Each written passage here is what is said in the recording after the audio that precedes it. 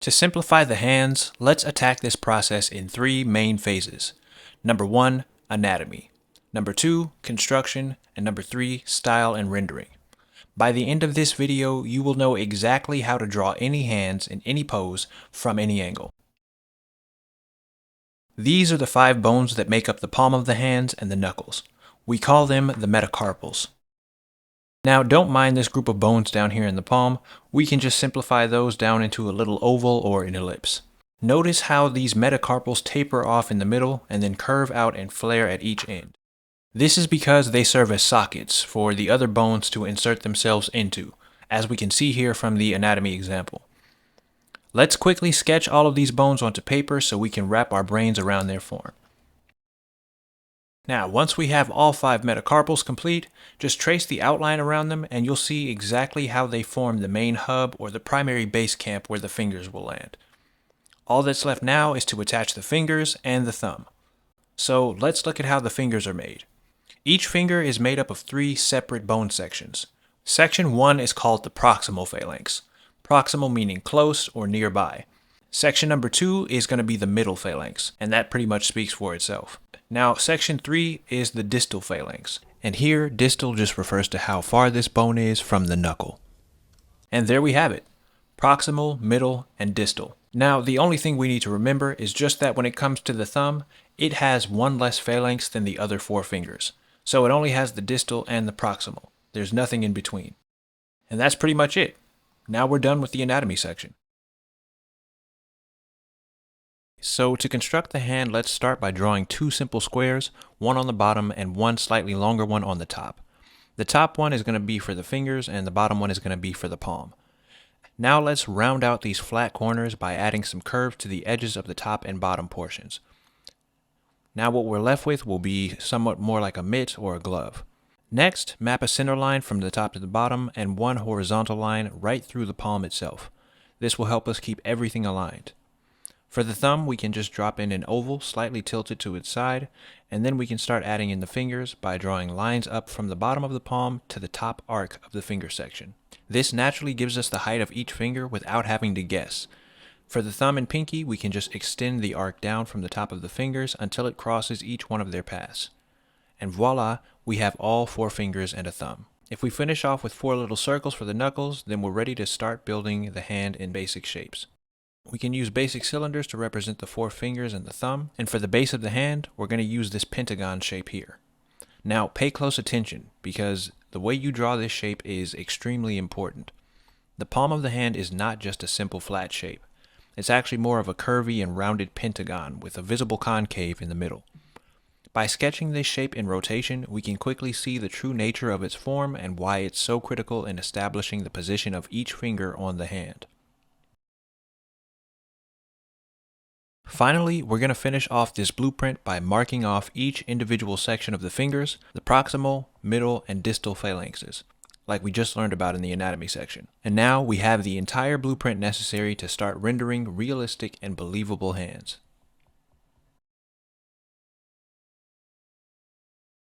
So for this example, we're going to start with our 2 squares angled out to match the direction of the reference. Then we'll go ahead and add in the contour lines. 1 line down the center and 1 line through the palm just to keep everything aligned. We'll add in the thumb and then we'll start rounding out this form in order to give it the more organic and natural shape of the hand. Once I've done that, you can see here that I start to flesh out the 3D volume of the hand, really making use of that pentagon shape.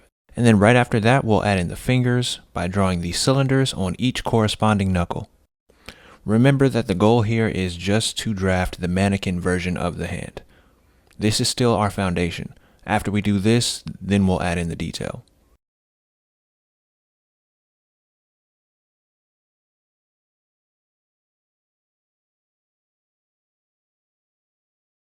Now at this point, you would render in your own unique style, but for the sake of the video, since we're drawing in the style of Jujutsu Kaisen, we're going to go ahead and just copy the reference. Regardless of whatever style you're drawing in, however, it's imperative to keep the anatomy knowledge in your mind as you're drawing. So when you're drawing the fingers, make sure to consider the shape of each of the phalanges, and also the shape of the palm and the knuckles as well. Having this knowledge in mind will always yield the best results possible.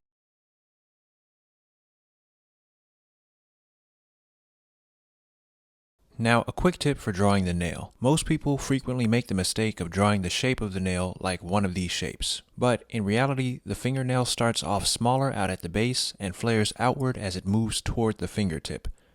Keep that in mind when drawing from every angle, and it'll make a huge difference in the results you get when rendering. Also, remember, the nail is not flat on top of the fingertip. It's actually arched upwards, like the top half of a tunnel or a pipe.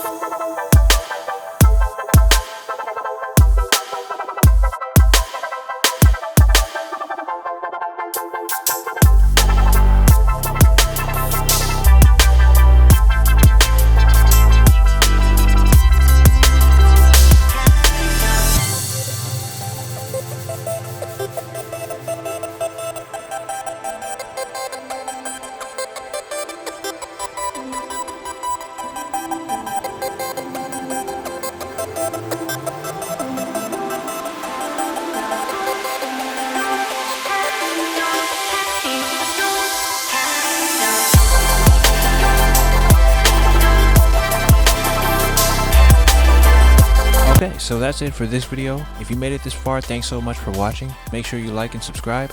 And if you have any suggestions for anime or manga that you want to see covered in the character design anatomy playlist, make sure to leave it in the comments, and whatever gets the most votes, that's what we'll go with next. See you guys in the next one.